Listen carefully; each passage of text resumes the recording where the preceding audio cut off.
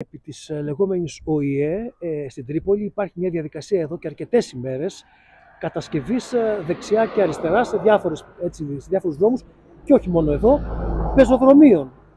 Έχετε πει στο παρελθόν ότι όπου έχουμε λεφτά προσπαθούμε και κάνουμε πεζοδρόμια. Τι ακριβώς γίνεται? Ναι, όπως έχουμε πει, ο στόχος ο δικός μας είναι να βελτιώνουμε την καθημερινότητα των πολιτών και η βελτίωση της καθημερινότητας των πολιτών έχει σχέση άμεση, όπως καταλαβαίνετε, και με τη δυνατότητά του να έχει ένα πεζοδρόμιο ασφαλές για να μπορέσει να περπατήσει. Είναι ήδη σε εξέλιξη το τελευταίο διάστημα μια εργολαβία για κατασκευή πεζοδρομίων σε διάφορα σημεία της πόλης μας. Αυτή τη στιγμή ολοκληρώθηκαν εδώ στην ΟΗΕ κάποια τμήματα πεζοδρομίων που δεν υπήρχαν. Εδώ που είμαστε τώρα ήταν χώμα και δεν μπορούσε να περπατήσει κανένας. Ήταν αίτημα των κατοίκων που ζουν εδώ στην περιοχή, στην γειτονιά, αλλά και των παιδιών που έρχονται εδώ στο σχολείο. Δίπλα ακριβώς είναι το σχολείο από ό,τι βλέπετε. Και αίτημα πάρα πολλών ετών.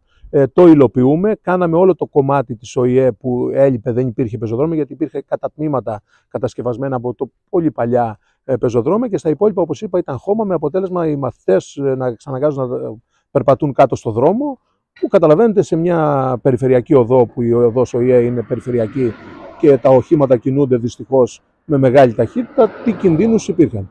Λύνουμε αυτό το πρόβλημα, δίνουμε τη δυνατότητα στους κατοίκους που ζουν εδώ, αλλά και στους μαθητές, επαναλαμβάνω, να περπατούν πάνω σε ασφαλή πεζοδρόμια. Η εργολαβία αυτή θα συνεχίσει και σε άλλα σημεία της πόλης μας. Είναι περσινή εργολαβία, έχει ξεκινήσει από τον Νοέμβρη μήνα, από τον Οκτώβρη, θα ολοκληρωθεί και θα βγάλουμε και νέα εργολαβία, νέα δημοπράτηση το επόμενο διάστημα, για να συνεχίσουμε, γιατί στόχος είναι παρεμβάσεις στα πεζοδρόμια της πόλης, που δυστυχώς, και αυτό θα το πω, είχε πολλά χρόνια να γίνουν. Τα τελευταία χρόνια έχουμε κάνει σε πολλά σημεία παρεμβάσεις, τις ξέρει ο κόσμος, τις βλέπετε κι εσείς.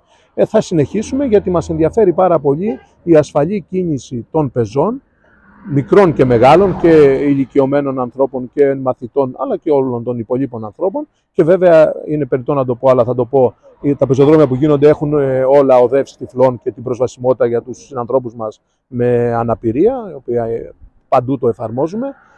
Στόχος λοιπόν είναι η βελτίωση της ζωής και της καθημερινότητας των συμπολιτών μας μέσω και αυτού του τρόπου που είναι τα πεζοδρόμια. Συνεχίζουμε να δουλεύουμε.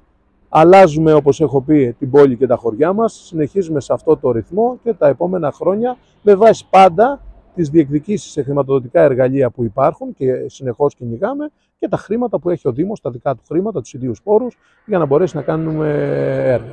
Ξέρω ότι είναι πολλά τα σημεία που χρειάζονται ακόμα παρεμβάσεις. Ήδη όταν ξεκινάς μια παρέμβαση σε ένα πεζοδρόμιο, παίρνουν τηλέφωνο, είναι και το δικό μας. Τα έχουμε καταγράψει, τα αξιολογούμε και ξεκινάμε πάντα με αυτά που θεωρούμε ότι είναι τα πιο επικίνδυνα σημεία και αυτά που έχουν τη μεγαλύτερη κίνηση, όπως είναι εδώ η ΟΗΕ, το καταλαβαίνετε. Τις επόμενες μέρες θα πάμε στο δεύτερο γυμνάσιο Λύκειο, που εκεί υπάρχει πρόβλημα με τους μαθητές. Ήδη έχουν ξεκινήσει την εργολαβία, έχουν ξεκινήσει οι εργασίες, έτσι ώστε και εκεί να έχουν τα παιδιά ομαλή πρόσβαση. Ξεκινάμε λοιπόν από τα σημεία που είναι τα πιο δύσκολα, τα σημεία που είναι έχουν τη μεγαλύτερη κίνηση πεζών, έτσι, και το καταλαβαίνετε αυτό, και βέβαια τα σημεία που είναι πιο επικίνδυνα, ώστε να αρθεί αυτή η επικινδυνότητα.